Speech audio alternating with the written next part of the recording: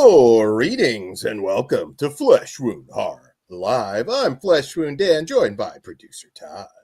Good evening. How are you doing tonight, producer Todd? Doing all right. Working on, something for Halloween. Yes. Yes, I was going to say, I know you've been very busy. Yeah, and I still got to plan a Halloween party for next Wednesday. I haven't even started on, so surprise. It's going to be a busy week. Yep, content every day in October, as most of you know. And yes, hopefully it'll be as elaborate as last year, so we'll see. Yes, I know we've got some more, of course, Slashtober tournament action coming tomorrow. Your way. We got big franchise show. Yeah, you want to go ahead and talk about that one on Sunday? Absolutely. So Sunday we are going to have the Massacre franchise show. Roger Corman's Massacre show. Yes, and that's going to encompass all of the Slumber Party, Sorority, Cheerleader, all of the massacres are going to be covered. Very in-depth show. Very proud of that one. And I think you guys are going to enjoy it quite a bit. So yes, we'll have that. Our Halloween party, a Halloween surprise that you won't want to miss, and lots of other goodies coming your way. So yeah. So I'm still getting used to the time jump, and I feel like I'm still like a little bit off since coming back from California. Yeah, I'm still a little bit trying to get back to all the work I didn't do while you were here. So I feel stressed and behind. Yeah. But you'll make it. You'll make it. It's going to be, people are going to be really excited to see what we have in store for them. So yeah. We watched a lot of movies, man. I don't think we did. We did not watch as many as we normally do.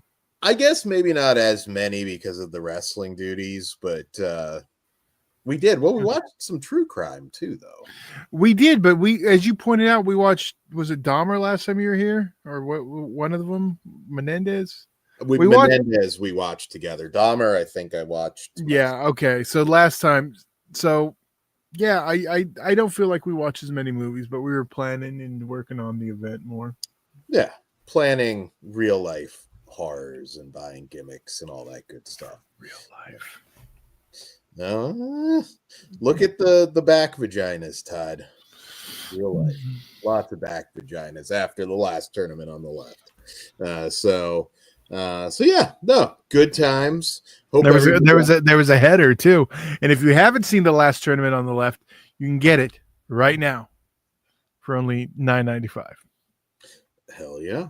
And version 3 will be coming very soon with even more cleaned up audio. If you guys saw the AI version, it sounded like a few extra voices. So I don't know, maybe that'll be another hidden track on the Blu-ray. Blu-ray is coming soon. So I thought it kind of made sense though, because like those couple spots that like wanted to merge Pugs and Kyle into like one entity. So yeah. The Blu-ray would have been done and out already if we didn't have the slight audio issues. So I've been just trying to fix that. So it sounds the best that so far. So I'm working on that right now too. Sweet. Yeah, we Indy, we're actually, but Todd's finished, I believe, but yeah, I'm still watching the Gacy show. So we will have a true crime show. We're going to talk Monster, Ed Gein, which I think is going to be a really interesting review. We watched Perfect Neighbor. I forget where all of these stream, so apologies. That was Netflix. Okay. Yeah, the first two were Netflix and Gacy's Peacock. Okay, there you go. So yeah, I think I'm on episode 5. Yeah, hurry up, quit bullshitting, Dan. Go watch it. I will watch it. We're still waiting for Kruger to finish Monster though, so we got a little bit. But yeah, that is going to be a hell of a review. So if you guys maybe haven't watched it yet and you want to be ready for when we talk about it, check those shows out. What else we have? I have no idea what's going on in the news, so I'm still playing catch up. I don't know if I missed anything massive. Everyone was screaming fire with the Scream Factory because they're closing their store. Oh, well, we can talk about that briefly. Is that so? It feels We confirm they're just shutting down their store. Someone bought Scream Factory, clearing out the inventory it's. So I know everyone thought they were done in physical media, blah, blah, blah, which makes no sense because why would you buy Scream Factory otherwise? The whole goal is to move the push towards retail stores like retail to just Amazon. Walmart? Push it to like big retailers versus what they were doing, which is trying to drive them to the site, which is why they're blowing out all the exclusives and all that stuff. So. Okay. Yeah. I mean, hey, great deals. I mean, that's why we don't jump and immediately make videos that are crying wolf, because there were a lot of people that kind of jumped. Then you look dumb. But yeah, if you haven't taken advantage of some of those, I mean, like Venomous, the Fred Olin Ray movie, that was usually like $35 shipped. Like that was $2.99. The I might be getting the figures mixed up, but the Stevie Wayne Fog figure and the Tom Atkins figure, one was $10, one was like 15 or 16. Like, Tom Atkins was 10. Okay. Yeah, those are fucking insane deals. So yeah, take advantage of them if you can. I really hope they're not done with the Corman catalog, because I do worry about that, especially how cheap they were. Well, I know all of the exclusives and stuff have already ended up on what's that Universal site? What's the website Universal owns? The purple one. Not Zavi. Come on, guys. The one that does digital. Shit, I forget the name of it. But if anyone knows the one I'm talking about, that sells the Universal owned website. And I can't think of it off the top of my head right now. Not Movies Anywhere. No, that's not a retail site. Oh, okay. I'm not sure what Universal does. I mean, I'm sure I'm a member, but it's not. No. You only buy for Amazon, Dan, so you've probably never used it. That ain't true. Vinegar Syndrome, maybe. No, like you don't buy of other retailers like that. I do order off Orbit. Okay, but again, like you don't order from Best Buy. You only get stuff like that from Amazon. This is one that falls into that. And someone out there has to know what the fuck I'm talking about. Universal. Well, I'll think of it. It'll come to me in the middle of a review. That's fine. You can stop the review if you figure it out, because I'm not sure what Universal owns. But what up, Swaggy? How are you doing? And that was pretty much the big news. But man, did I get some killer deals, and also kicked myself for spending full price for something I could own for $5 at this point. So that wasn't too pleasant, but yeah. And there's also a rumor on the physical media front that Garbage Pail Kids is going to be the next big Vinegar Syndrome release. Better than Mac and Me. No, it is not. I will argue it. I don't think there's any charm to the Garbage Pail Kids movie. See, I don't think there's any charm to Mac and Me, so we're dead opposite on this one, and we always have been. I'd much rather watch Garbage Pail Kids than that fucking McDonald's commercial. McDonald's commercial with a really cool alternate ending. So. See, now, again, if that alternate ending was used, then maybe I would mean something, but as is, it's garbage. Pun intended. There you go. Indy, you do not need to see the Garbage Pail Kids movie. You absolutely do. Oh, I don't know. To see how bad it is. It is pretty awful. And I rewatched it. I was actually going to do a show on that with Christian like 4 or 5 years ago, and we just never got to it. And I was like, I'll be damned. Like, there's no charm to this whatsoever. It's every bit as bad as I remembered it being when I was a kid. So I don't think I'll ever have a turnaround on that one. Yeah, I liked that one as a kid. I remember seeing it in the smallest theater at the theater. Same one that played Monster Squad, and I also later saw Menace to Society. And it was like about as big as my screen. So does this theater exist anymore? no. Okay. It was replaced by a multiplex. Ah. Same theater where my bike was stolen when I was watching Superman 4 for the second time. Oh shit. That's the worst feeling in the world. You had to suffer twice. Actually, I don't mind Superman 4. But it's no Superman 3, but I had to watch it again to make sure it didn't suck as hard as I thought it did. I would Superman, Dan, shut the fuck up. You can't defend Mac and me and Superman 4 on the same show. I will literally end the broadcast I'm right saying now. I would have to watch 3 and 4 again to determine which one's better. Oh, absolutely. It's 3. It's not even a contest.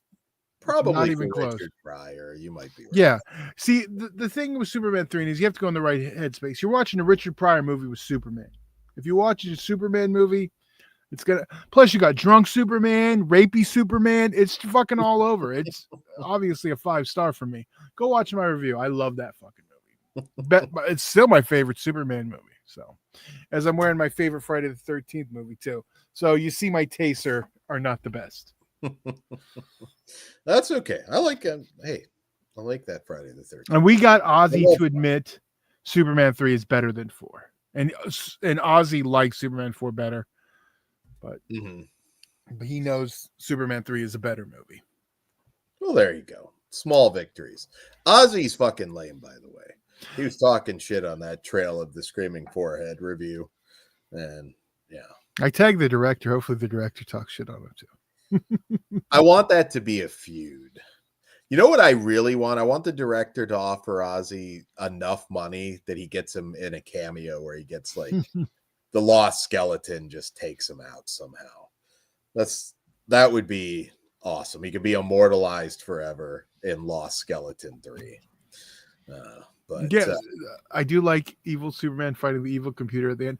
Also, the transformation of I forget the sister's name, into the computer woman, that scared the shit out of me as a kid.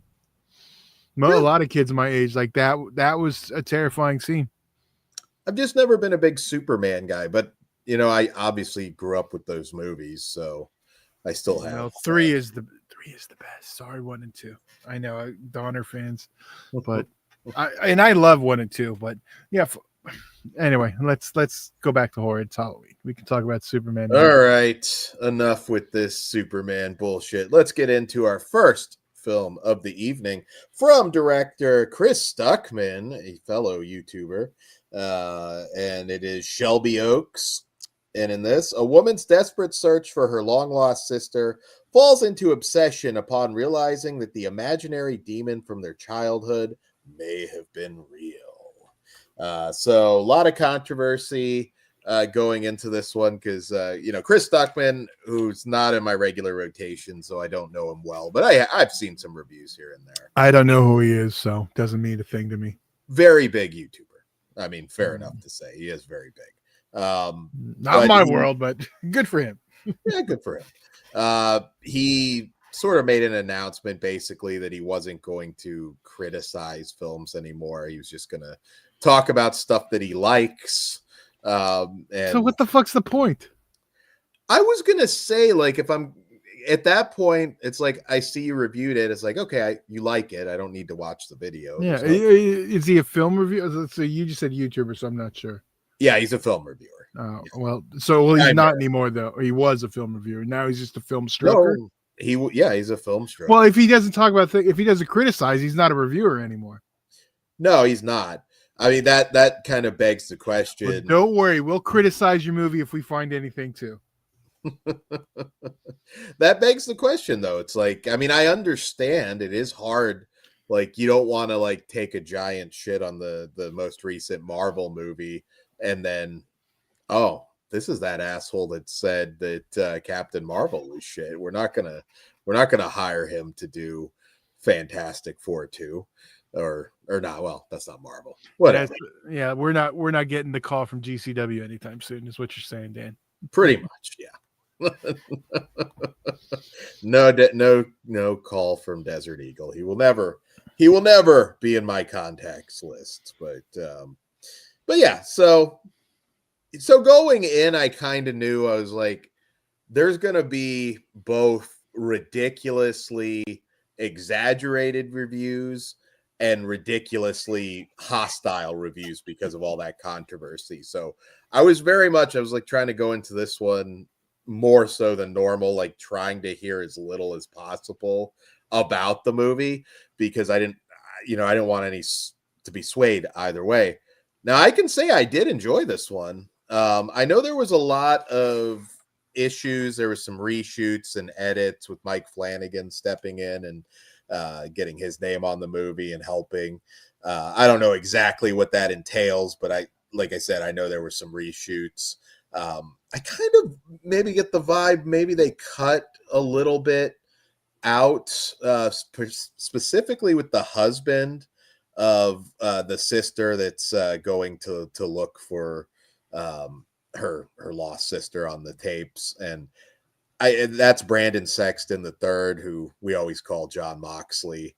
And it just felt like his character was just kind of there. Like he never had anything to do. I felt like maybe we're missing a little bit of story there. The movie is a lot meaner than I expected, coming from Stuckmann, because he's kind of, vanilla mainstream YouTuber, from what I can tell. And I really thought it's not a found footage movie, so I will say that. About 15-20 minutes of it is, I guess. No, that's not found footage at the beginning, Dan. That's documentary style, not the same thing. Mockumentary, whatever, Todd. They find that's a totally different style. Saying it found footage, and they find it, but so it's not found. Don't do that, Dan. You sound like hard-hearted. It's not the same thing. They're different genres.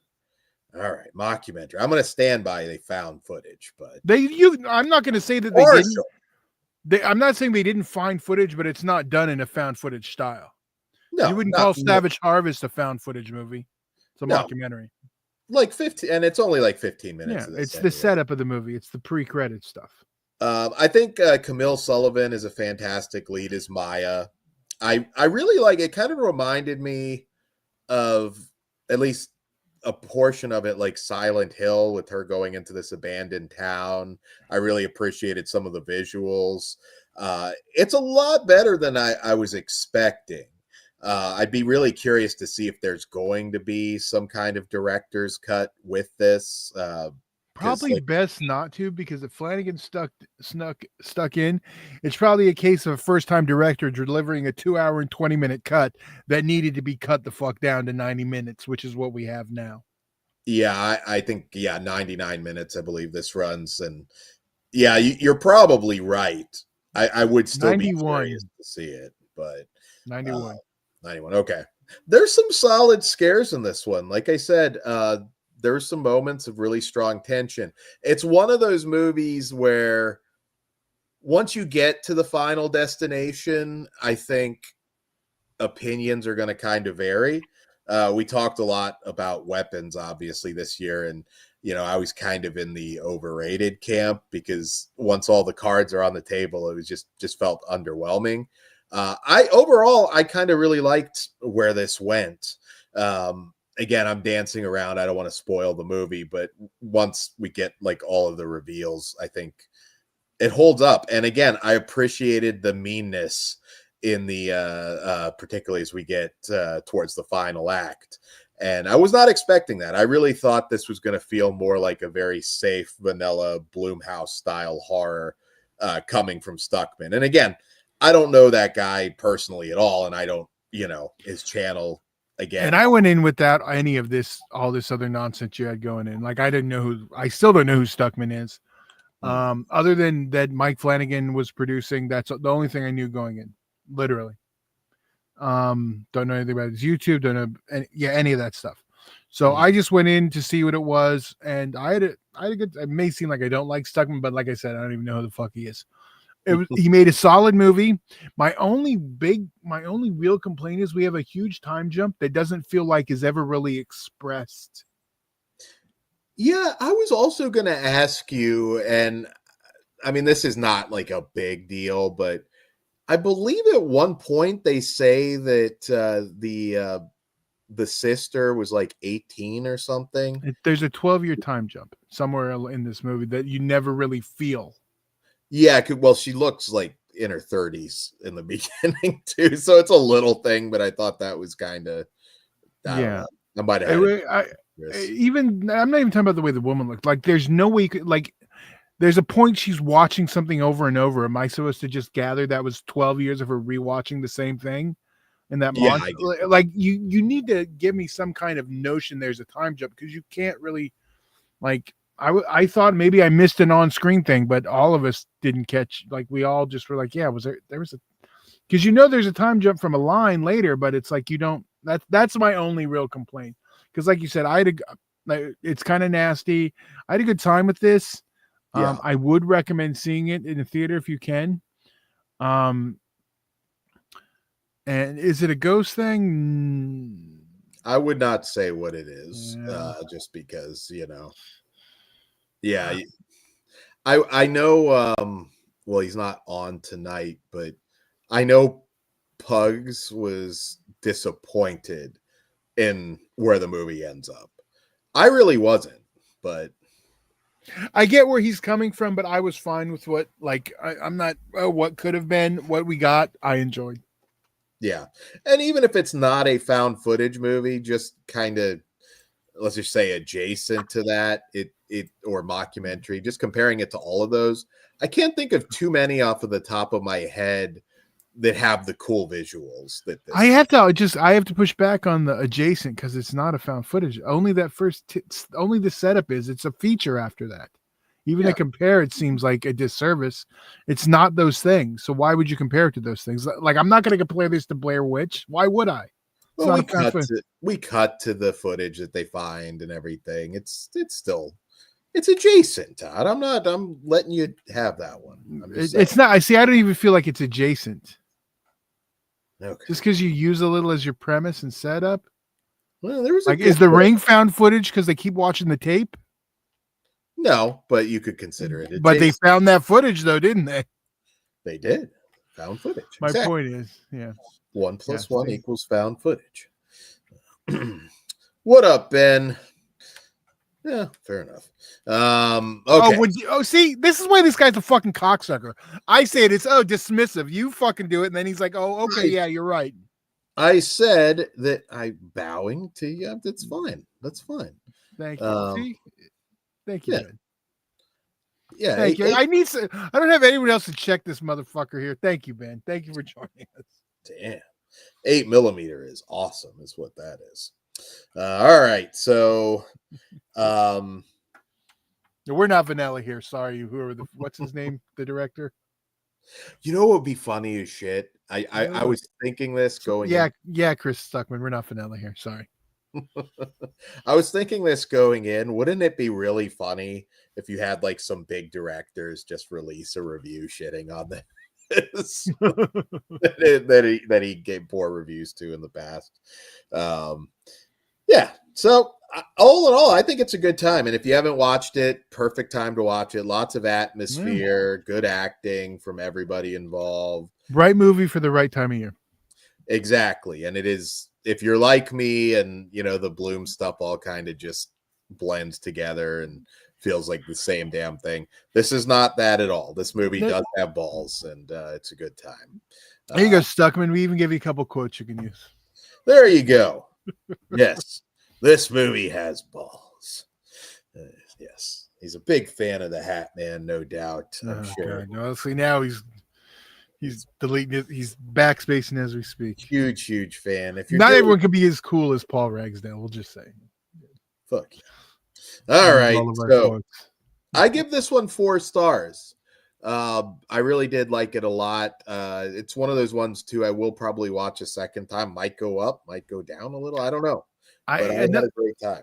Yeah, I'm actually with you. I'm a 4 out of 5 also. I need to, and I wanted to do it when you were here with Pugs.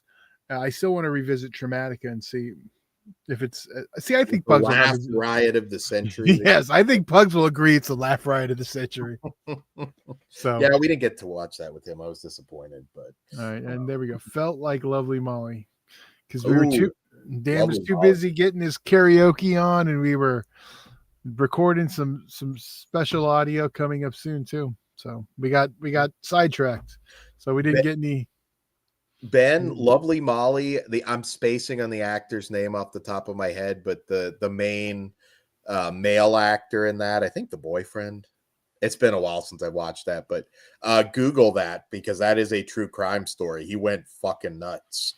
He just went ballistic, and it's a hell of a story. So maybe we'll do Lovely Molly for a true crime, even though the movie's not true crime. I think that'd be fun. Ben wants to know, what song does Dan do on karaoke? Freebird, of course. He was doing a Milkshake all night, so. Yeah, Milkshake's a good song. The Yard one, right? Who sang that? Was that Beyonce or I don't fucking know. I don't know that shit. All right, now we're going from now playing in theaters to a Tubi original. Yes. So from director-writer Jem Gerard, who has another movie that we're reviewing tonight, ironically. We have Takeout.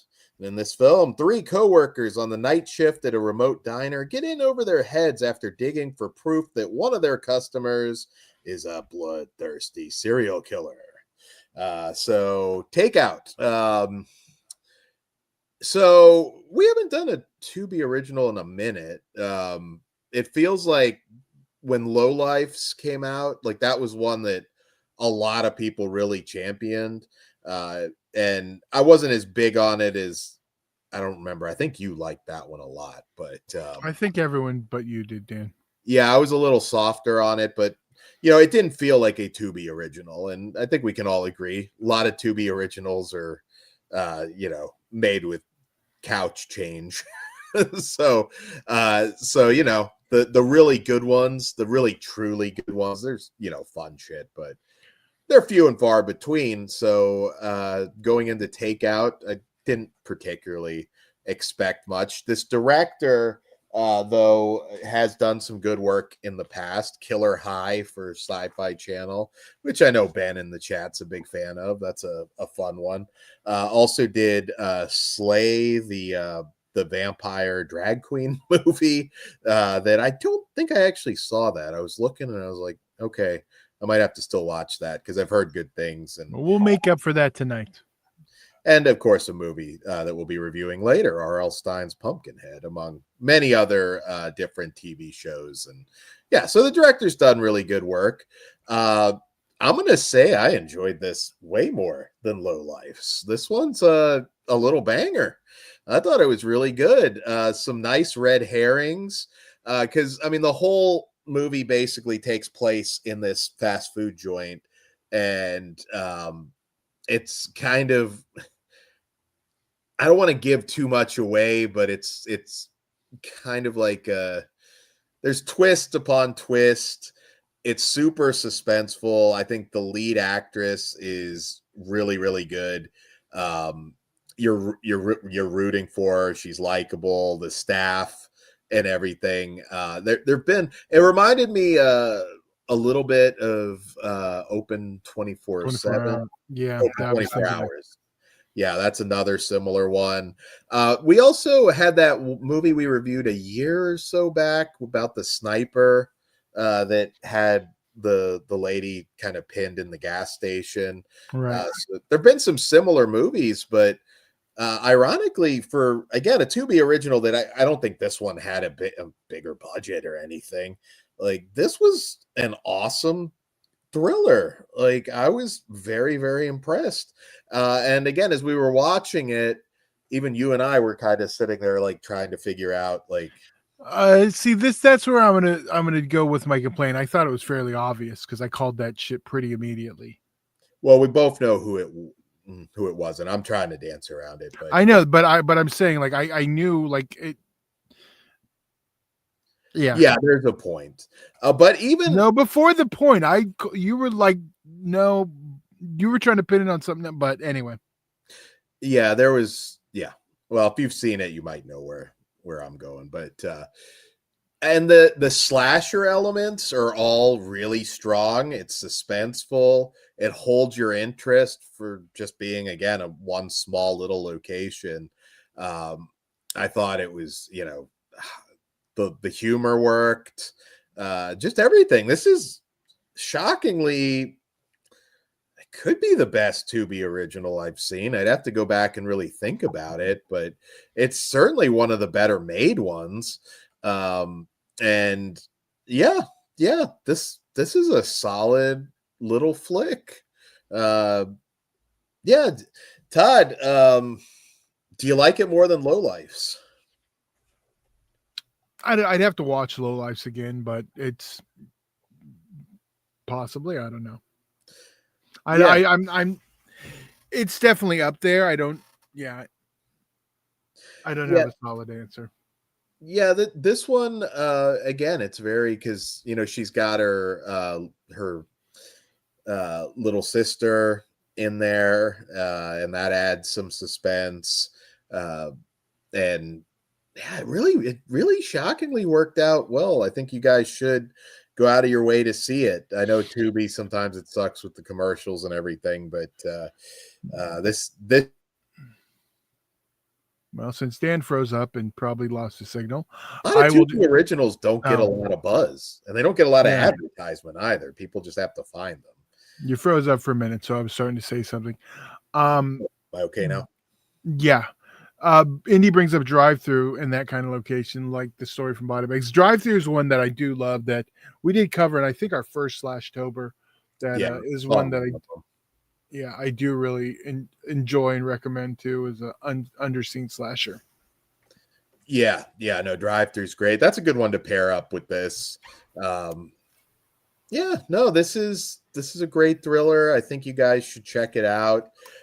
There's maybe, if you really want to overthink it, there might be some slight like logic things here or there, but overall nothing too distracting.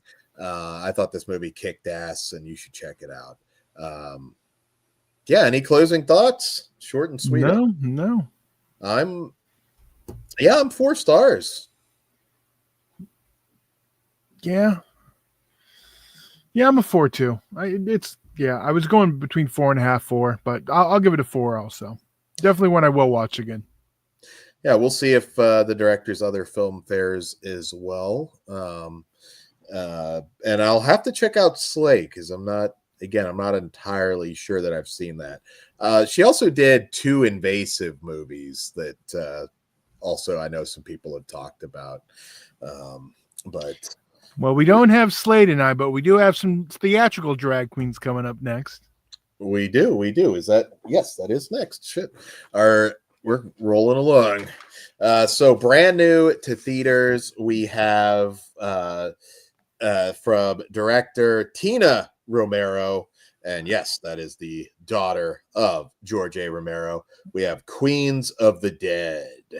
And in this one, drag queens and club kids battle zombies craving brains during a zombie outbreak at their drag show in Brooklyn, putting personal conflicts aside to utilize their distinct abilities against the undead menace. Now George Romero does have a son, Cameron, who has directed films as well, including a really bad zombie movie. But he also did Staunton Hill, which, was fine. What was his bad zombie movie? I don't remember. I think it was just called Zombies. I'd have to check it out. He may have even had another one that just never came to fruition. But, those are huge shoes. Realistically, was he ever going to fill them? No. So I was kind of curious to see how Tina would fare. Now, do not go into this expecting a George Romero style zombie film.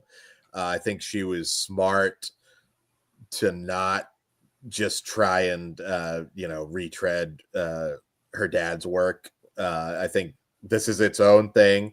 I'm going to say right off the bat, it's not entirely original.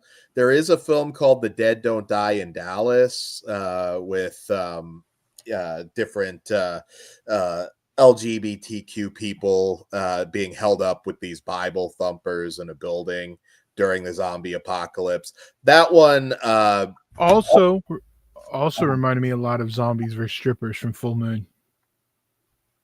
Yeah, mine a little more titties in that one. Well, but I meant like premise, setup, and everything. It was very Yeah. similar to that too.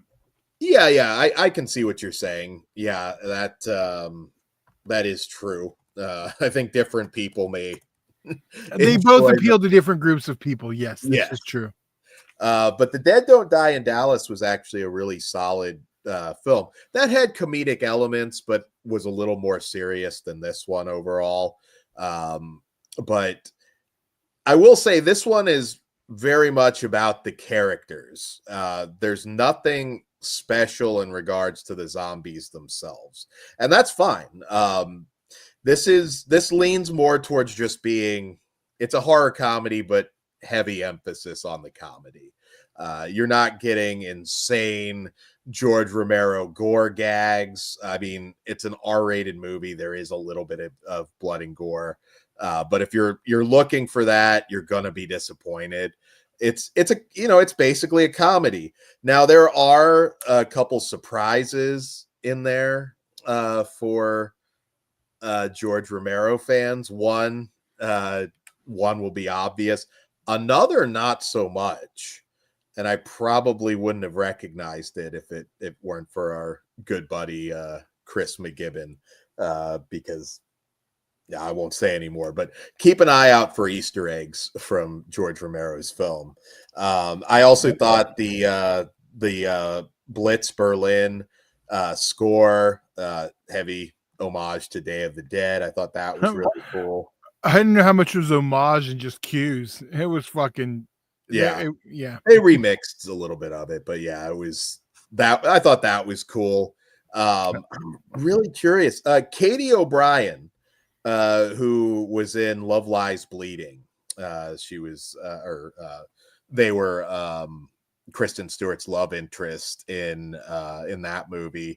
And I thought Love Lies Bleeding was one of my favorite non-horror movies from, I guess that was last year. I don't know. Time flies. Katie O'Brien is great in this movie. I thought they did a great job. This movie, she channels George Romero in the sense that for this movie, it's a social commentary on the effect of social media on people. And it works pretty good. I mean, like I said, this is pretty much a comedy. Margaret Cho pops up. Always good to see her. And I thought the cast had great chemistry. Everybody's really likable. I might have liked a little more horror here. It never felt, my issues with this one, it never really felt like anybody was truly in danger. I mean, yeah, people die and everything, but I needed just a little more horror mixed into that horror comedy soup. But I did enjoy it. If you want, like I said, a similar thing, Bible thumpers versus the LGBTQ community, check out Dead Don't Die in Dallas. Yeah, I had fun.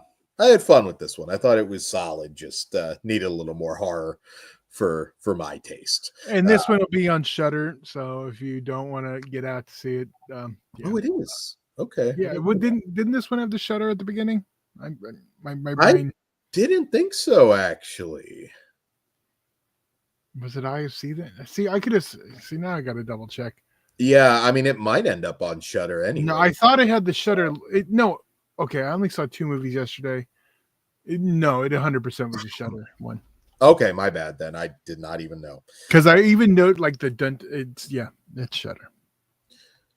What was the other movie I even saw? I can't even fucking remember now. It wasn't the Eli Roth one because my theater canceled. Oh, yeah, the other one was a Springsteen one. That was definitely not Shudder. Oh, okay. I am curious. Well, I don't think we're ever going to review it. Did you like that one? Yeah, it was fine. Yeah, well, we're obviously going to talk about it Oscar time. That's why I just went and saw it. No, maybe. Music biopics can go either way. Sometimes. But at least the song will be done. Then Dan will cheat and just listen to the song and say, watch the movie. Oh, I'm calling you out. I always watch every movie. Unless it's just the song. My eyes are bleeding by the end of the thing. I even watched. He's no selling me. You noticed that, right? Oh, you're full of shit. But anyways, wait, we didn't rate this one yet. What do you rate it? Because I'm kind of curious. I mean, did it connect to you at all, or were you kind of just It was fine for what it was. It made me want to watch Zombies for Strippers, but that might answer all your questions there. I'm a 3.5 out of 5. It was entertaining enough. I probably would have rather watched it at home. Okay, well, you're higher than me. I'm a 3, but I did enjoy it. I like Katie O'Brien a lot, and I appreciated some of the callbacks to his other movies. It's just, again, when you do horror comedy, it's like I just need a little more horror in this one. I just needed just a little bit more, and I think it would have worked even better. There's just not enough tension. But for a character study, I did like all the characters. And they didn't go the obvious route. I mean, Dead Don't Die in Dallas, it was, again, the bigots and everything. They don't really go that route in this one. It's not about just bigotry or anything. It's just, again, the negative impact of social media. And even the one the brother straight male character, I thought they were setting him up to be that, and not really. He ended up being very was the butt of the joke, though. Yeah, he was. Which is fine. He was the stand-in for the. So it was fun. Yeah, I did like him. It was fun. I get it, but they didn't make him into an asshole about it. I did enjoy that. Yeah, there was that funny bit where he chucks the axe at the zombie and just hits one of the main characters. So I wanted to like it a little more, but check it out. If you're the target audience, you may fucking love it. I just like it, and you may fucking love it. So check it out. All right. So moving on to our next review. Now available on VOD. Now available on VOD after a limited theatrical run. We have The Jester 2 from writer-director Colin Krawchuk, who is returning from the original film. And in this film, when teen magician Max crosses paths with the sinister Jester on Halloween night, she must outsmart a supernatural killer whose magic is all too real and whose tricks always end up in blood. I know, right off the bat, I'm just going to get Dan's big complaint out of the way. Not enough family drama to keep that Jester legacy going. Yeah, so we rewatched The Jester while we were down there, and that was one of the big issues with it. It was very family drama heavy, and it just wasn't interesting. It was kind of a slog. I thought the Jester character was cool. I enjoyed that character, but just the movie itself was just kind of man, I don't quite see what other people see in it. At least I know they're kind of can get compared, but even if you look at Terrifier, where the first movie's not perfect, it delivers everything you want, and it's entertaining the whole way. If the Jester had, or if Terrifier popped up 3 times and it was all family drama throughout, that movie wouldn't be what it became.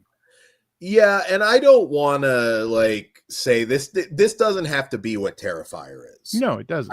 I have no issues with that. I mean, I thought this sequel was going to go that route. I thought we were going to get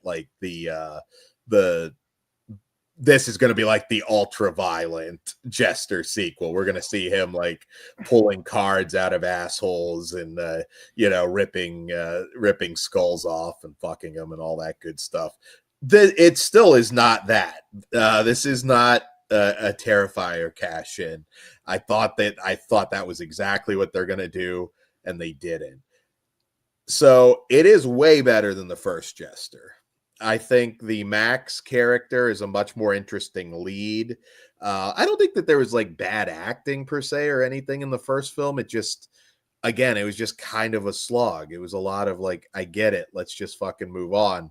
The character, the Jester is the only good thing about this movie. Now, the lead, Max, I thought I really liked her. They did a good job setting her up without, kind of just overdoing it like the first one. I was rooting for her to somehow outwit the Jester and come out of it okay. There's some cool kills in this, but again, they're more like clever kills over gory kills. It's not a particularly gory movie. So there's probably still going to be some people that didn't care for the first one that won't care for the second one. But they do expand. They go deeper into the Jester's lore. I'm kind of curious if they keep making sequels at this point, with how we kind of leave things in this movie. But I enjoyed this. I think the mood is solid enough. There is a big mistake, a big technical mistake that I think you saw before I did. I did. Well, thank you, Dan, for once not taking something and claiming it as your own. Your credit, Todd. God damn it. It doesn't ever happen, so I'm a little shocked. I was expecting you to steal it. I'm just gonna say, like, he told me you steal it. So I know, like, if you watch a commentary we did that coming up and said thank you. No, I'm gonna say fuck you, Dan. I did, and you stole half my lines on the commentary we recorded too. So yeah, you can see the rod on one of the rod puppet scenes where you can tell it's a rod puppet. And well, you like straight up see it. Like it's like when you rewound it, I was like, holy shit! Like it's just right there. That was a big error. Not holding it against the movie or anything. It's just I don't see that now. Like at least now, most of the times they just CG clean it up. Yeah, that did shock me. I'm sure this was probably rushed to a certain degree because Terrifier was a thing when the Jester came out, I believe as well. How long has it been? Jester dropped? I think Jester was 2022. So yeah, Terrifier was 100%. Okay, so yeah. But very different character. 23. It's only 2 years. Really? It feels like I watched that a long time ago. But no, yeah. Terrifier is 2016, so way different. Yeah. Okay. But yeah, this character is, I guess, comparable to Art in the sense that they're nonverbal when they're having to do all of this, acting with their hands and through. They're both mime characters, so yeah. And kudos to the actor. I think he does a good job. I'm just it's better than the first one. Do I need a Jester 3? Not really, if I'm being honest, but I wouldn't be opposed to it. This one is most definitely an improvement over the original. If you like the original, I think you're going to like this one a lot. So yeah, check it out. What do you give it? I'm going to give this one a. You know what? Let me go first because we always have the same fucking ratings. I'm going second. I'm a 3. Well, we're gonna have the same rating because I'm a 3 too. Well, but I got to say it first for once, so it doesn't look like we're. So that's all I wanted. There you go. Because I felt like you were going to give the same rating. Yeah, no, it's definitely above average, and again, if you're a fan of the first one and you really like this character, it could go up. I'm going to agree with Ben on this. We didn't even bring it up. I don't like the way not that I don't like it in this one. I do prefer the first one though. But Ben says I don't like the way the mask looked in this one. Prefer the first look. Okay. I do prefer the first. I didn't mind it, but I noticed it was different, and I do prefer the first. Okay. Cool. But yeah, keep an eye out for that. All right. Mistake in there. I thought that was... Time for another Tubi flick. All right, we're going back to Tubi. Also from director Jem Berard. Cranks out that Tubi content. We have R.L. Stine's Pumpkinhead, and in 1 second here. Hopefully I got the description down for this one. Otherwise it's going to be awkward. If not, tell me. I have it in front of me. All right. Give it to us, Todd. When his brother disappears and everyone forgets he existed, Sam must unravel the mystery before Finn is gone forever. Okay. Good description, Todd. I don't know. I swear to God, I learned how to screenshot. I know. I'm so proud. I'm learning the technology, Todd. Now you can like screenshot. No, I better not say it on it. Yes.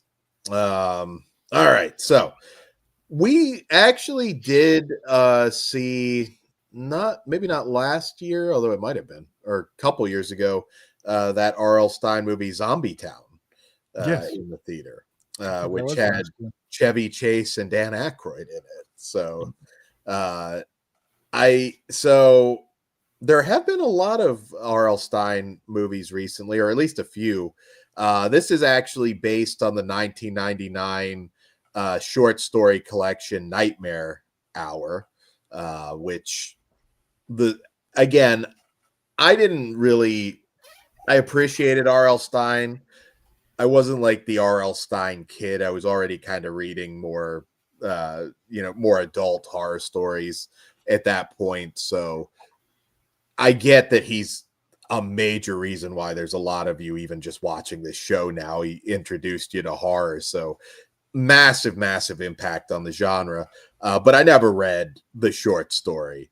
I will say, I pulled it up. Yeah. Ben Grimm felt like an upgraded, longer Goosebumps episode. Questionable kid actors. That guy from That Place actors, Low End Effects, and the Canadians. Sorry. Yeah, I was going to say I did get that vibe without reading it, that this was based on a short story, because my thought watching this, it felt like there's enough material for a 22-minute episode of the Goosebumps show. It needed a little bit more of the creature, which is cool enough.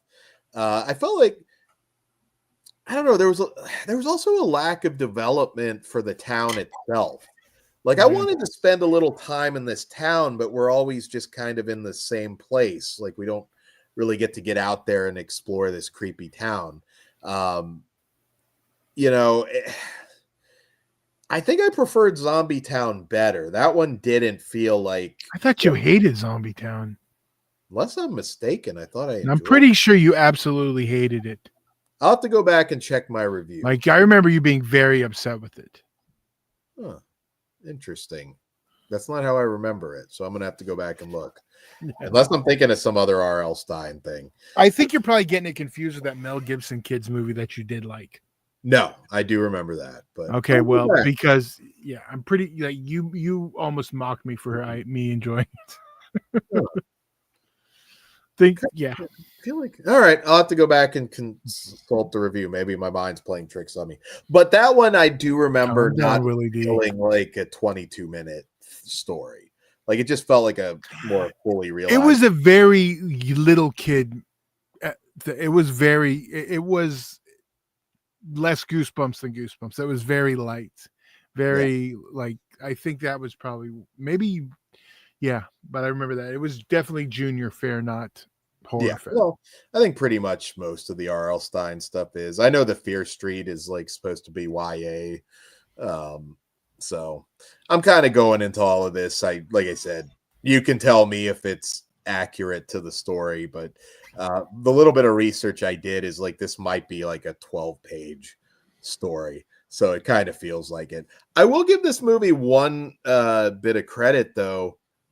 Went a little bit harder in the final act than you'd expect. Not hard as in like gore or anything, but this is another one that at the very least, at the end of the day, it's a proper horror story that happens to be for kids, but it's still telling a proper horror story. And I was a little surprised. I was kind of just expecting like light, fluffy, no real danger to anybody kind of horror. And it like that other R.L. Stine one. Ben says he think it I need to rewatch that now because I'm kind of curious. You really don't, but Ben says he think it'd pair well with that Card movie from Hulu last year. Yeah, I agree with that. Okay, I did like Carved. That was with DJ Qualls, right? Yeah, I believe so. Killer pumpkins attacking the town. Yeah, and everything. Okay, yeah, I remember that.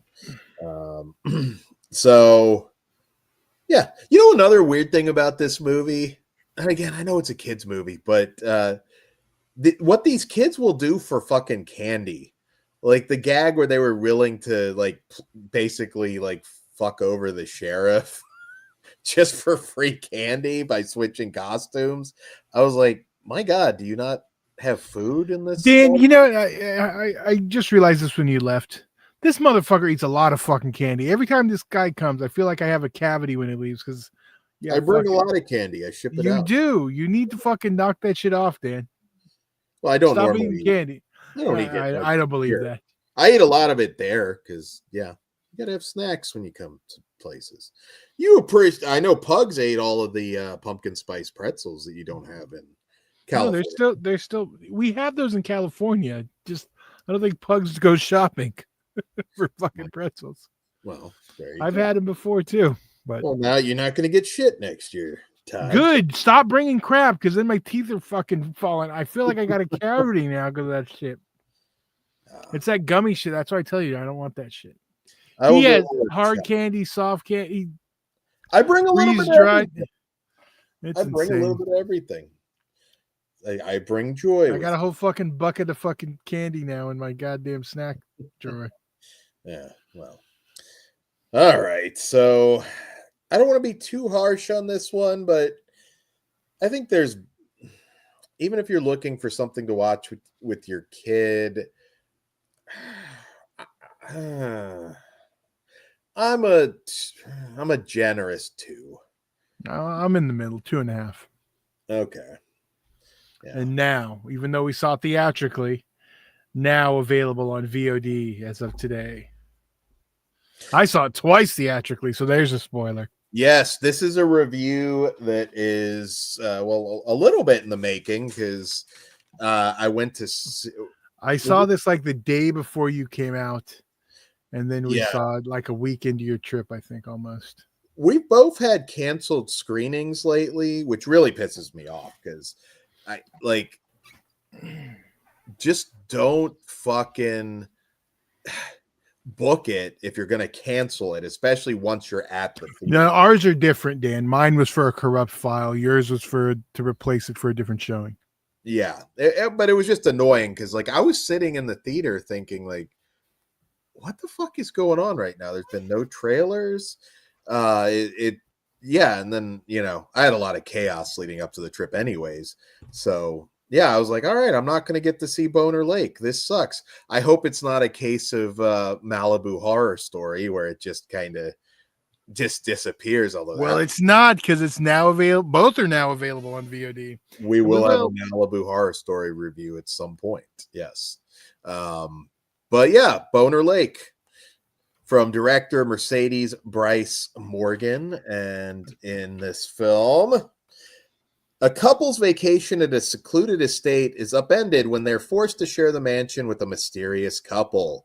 A dream getaway spirals into a nightmarish maze of sex, lies, and manipulation, triggering a battle for survival. That is not the description for Pumpkinhead. If you're just joining us, there's very little. There's no boners in R.L. Stine's Pumpkinhead. But Bone Lake. So this is from the director of Spoonful of Sugar, which we reviewed. Fixation, which I actually don't think I've seen. I'm going to have to remedy that.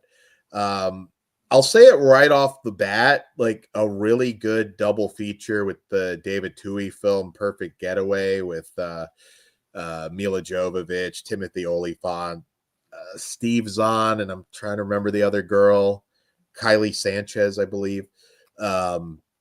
Very good double feature, kind of similar story. So I was curious. I mean, I kind of knew going in, like, I was like, okay, I think Todd must like this. If I'm willing to see it again, yeah.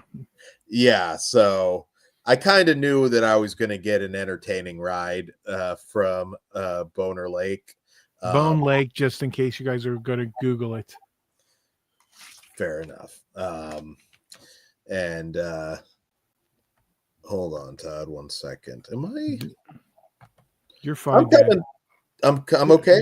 Yes, I would have told you if there's something off. Okay. It's strange because I'm looking at the monitor, I'm seeing the Bone Lake graphic, but I'm still seeing Pumpkinhead. So I was a little Thought maybe I froze or something. You're good. Okay, sweet. My bad. So I wasn't too sure what exactly this was going to be. I'm like, is this going to be more of an erotic thriller or just a balls out horror movie? Well, it's certainly not just your standard erotic thriller, because our opening scene, a dude gets a fucking arrow through the ball sack. So I was like, oh, holy shit. Okay, well, we're definitely going a little bit harder here. This isn't just a steamy erotic thriller. And there have been some similar like setups lately. I mean, Barbarian had the vacation rental double booking. It's fucking entertaining as hell movie. I had a blast watching Bone Lake. I really did. Balls to the wall. Last act, things get really crazy, gorier than you'd expect. Again, in fact, some really like hardcore gore as we get towards the end, especially. Now, I do have one issue with it. Luckily, it was entertaining enough to overcome this. While there is some sex and nudity in this, there's also a lot of dancing around showing certain things, particularly when it comes to the main actors. And I did kind of have an issue with that.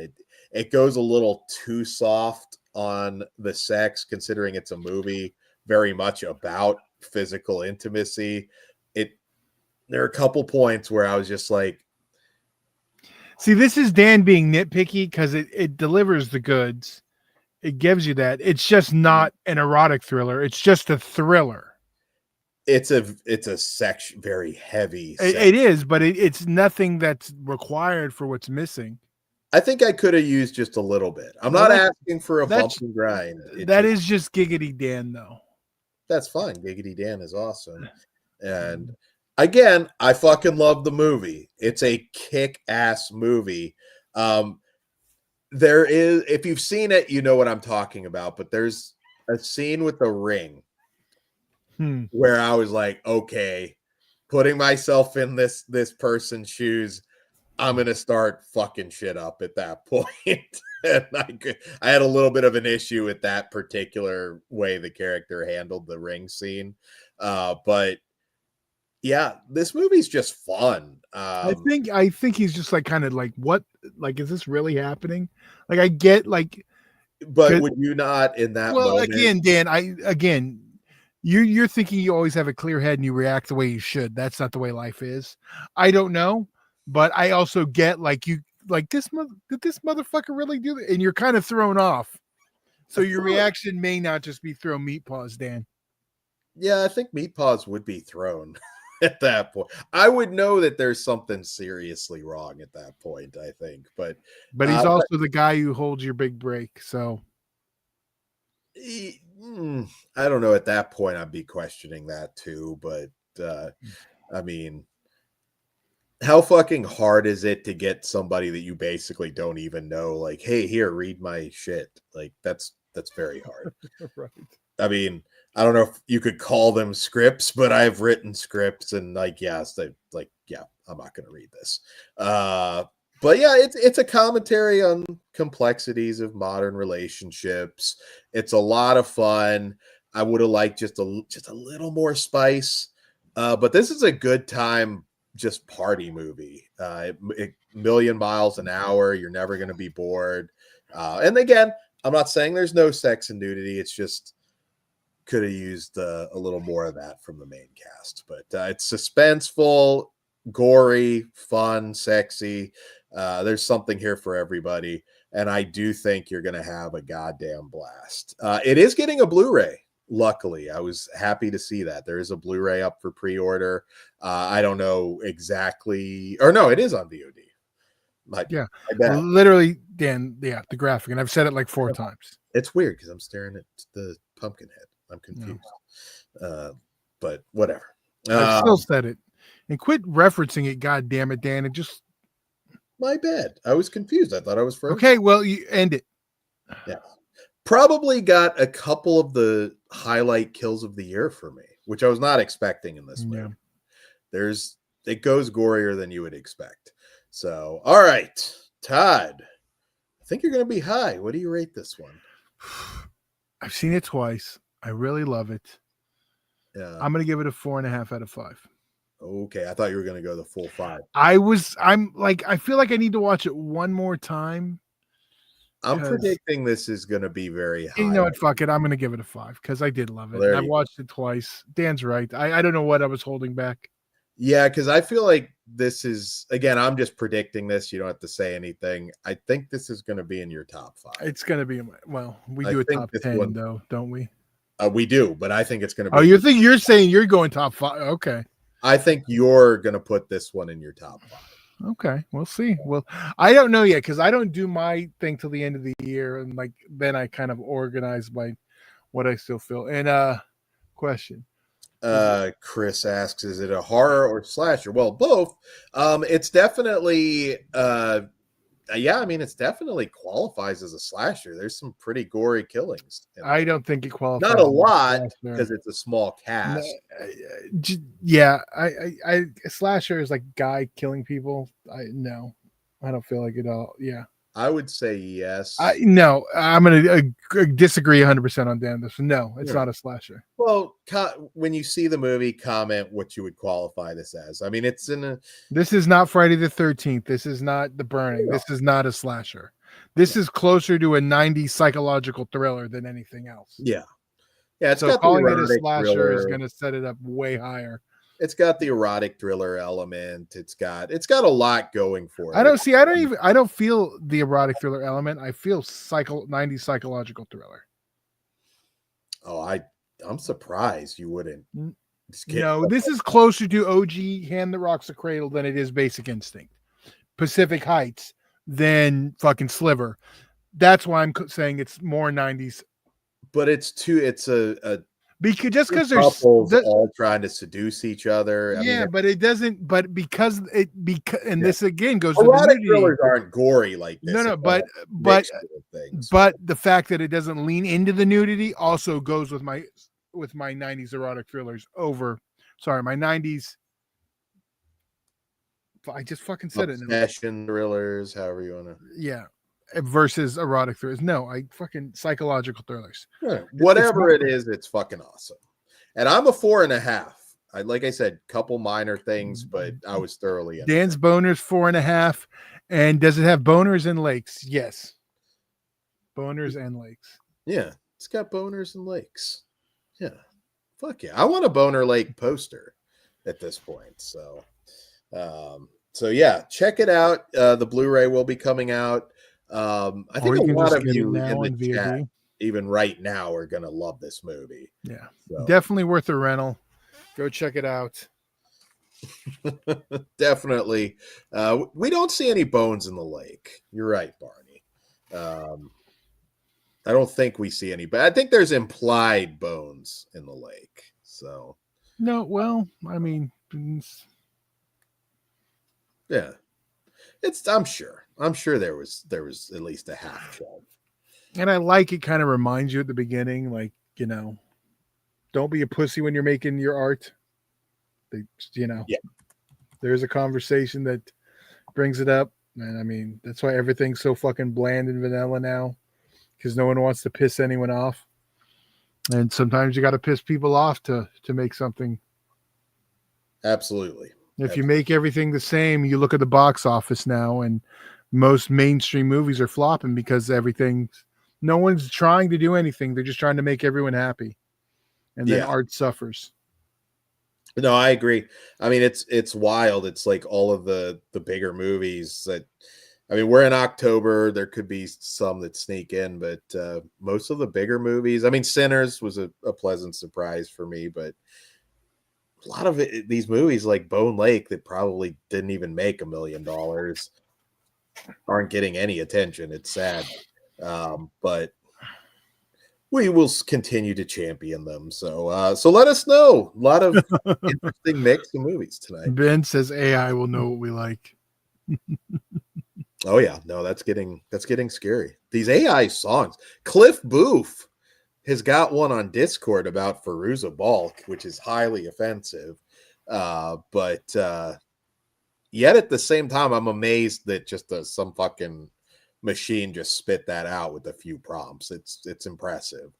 So get on the Discord if you want to hear the JESTER song, which you shouldn't because it makes fun of a beautiful woman. But yeah.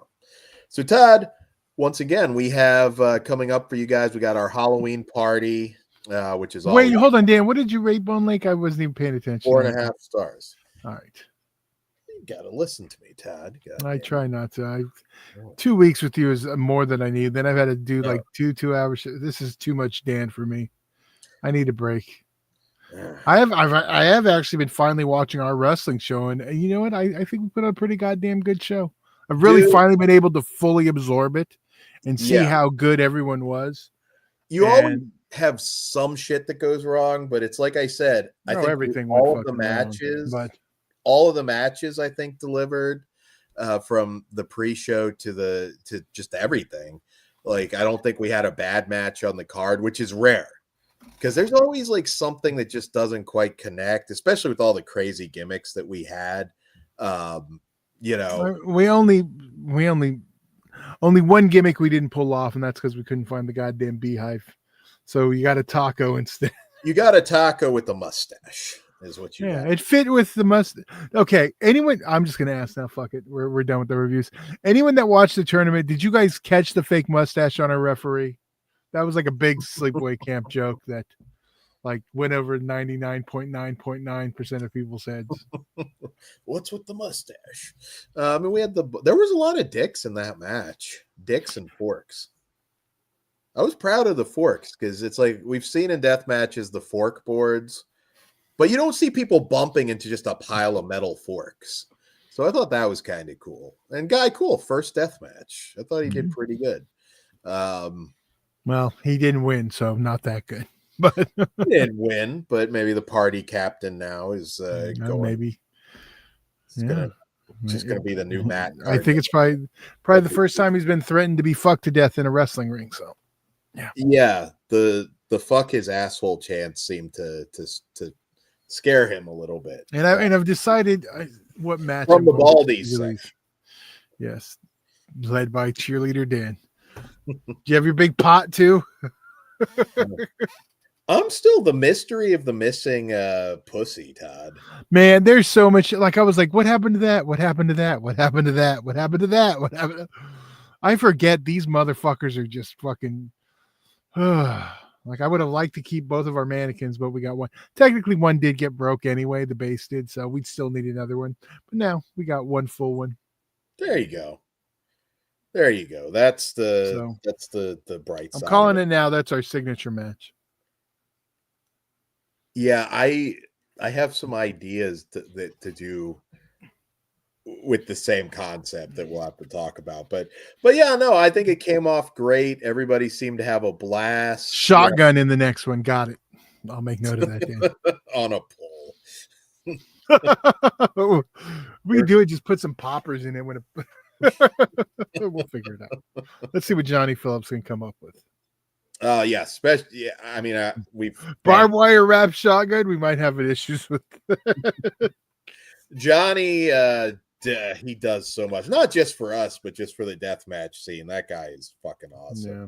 Patrick Hernandez. I mean, I can't thank everybody at this point. There's so many. I made a post. Go read it.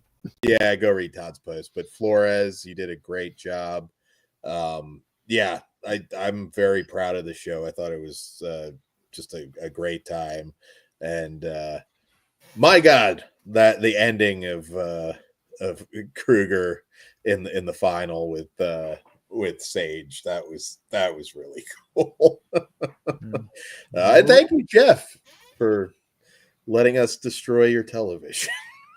Now he has to watch stuff on his phone. Everything on his phone now. Yeah, well, I get to see all these people next weekend now too. So there you go. Sweet. If you want, Crimson Crown Wrestling. Mm-hmm. Kruger versus Carnage. Because Carnage. Well, if you haven't seen the show, go watch it. But yeah, Carnage returned. I said if you haven't seen the show, go watch it, Dan. Don't give away this. I'm not giving away everything, but yeah, about to. if you saw our show and enjoyed it, it will lead right into CCW. So check that out. I believe that's all we have for you guys this evening.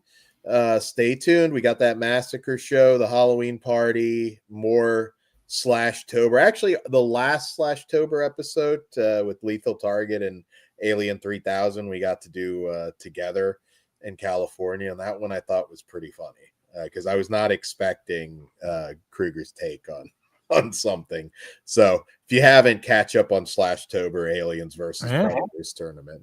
And a new episode debuts tomorrow too. Sweet. And then on Sunday is the Roger Corman's Massacre show. Yes. That one I'm very proud of. And Monday, I'm really excited. I got to watch it tonight. We're going to talk Frighteners on Farce. Oh, sweet. Is that a first time watch for Ozzy? I'm sure. Okay. Yeah, I think he'll like that one. I try to, when it comes to the October section, I try to pick movies minus Greg's pick that I think he'll like. Because otherwise, if I just pick shit he hates, he's not going to want to do horror or horror adjacent stuff in October. So we normally give him one to torture him, but the rest we do stuff I think he'll like. Yeah, Toxic Avenger shocked me. I was kind of biting my teeth on that one. I still want to see like an Ozzy reviews extreme horror. See, the problem is he'll just shut down. Like he could, yeah. Even like just tell him like it's not we're gonna make I know you want to make him do all this stuff. He will just flat out stop and refuse. Damn. That's messed up. I'll let him pick a movie for me to watch. It doesn't matter because he's not going to watch it if he's going to like no and turn it off. I will literally watch anything. It doesn't matter. It doesn't matter, Dan. It does not matter.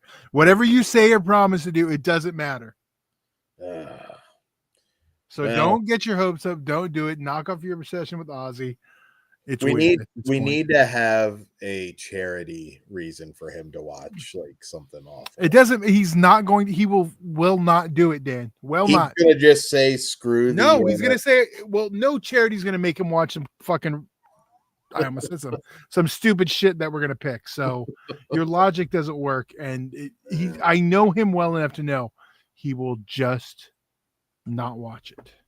All right. We're lucky we got through WrestleManiac with him. But remember WrestleManiac? That was one of the, or maybe it was a different wrestling one. We did that on one of the early SCSs, and I could have swore it was WrestleManiac. Oh wow! If it was one of the early ones, maybe I just forgot. But yeah. Is it the World Series tonight, Orc? That's how I have no fucking clue. Yeah, Mr. October, that's a whole thing, October World Series. Not a baseball guy. Not a baseball guy at all. Okay. Well, you don't know Reggie Jackson was Mr. October? Yeah, I've heard that term. Okay, but it's Mr. October because October is the World Series. Okay. Didn't fucking know. Who's playing? I have no idea. Fucking know. I'm just giving you common knowledge. I don't give a shit about baseball. I appreciate the common knowledge. So yeah, I think we covered everything, right? Do we got anything else going on? Do you know when the Super Bowl is, Dan? Yeah, that's January. Well, it used to be. I'm surprised you didn't just say the week after Royal Rumble. That's what I was expecting. Yeah, it's February now, I guess. I got close enough. Yeah. I know football better than baseball. I was never a baseball guy. Even as a kid, it was just like, I don't know, kind of boring to me. My dad used to drag me to that shit. Boringest game ever. I didn't get to drink beer the whole time, so I don't care. I have heard like the food at baseball stadiums now is way better than it used to be. But I don't know. I need a little violence in my sports, I guess. Football's fine, but I can't watch baseball. So I'm getting ready. Halloween is upon us, so we're gonna savor the last week or so that we have, and we hope all of you guys have a super happy Halloween. And let us know, what are your Halloween plans? What are you up to? What are you doing for the big night? Nothing too exciting here, but we're gonna have our party, and the rest of this year is going to go quick. Because November, it just feels like it's just over in a flash. So I want to try and savor the last bit of Halloween. So on that note, guys, thank you so much for watching, and we'll see you back here soon. Good night. And money's on the dresser.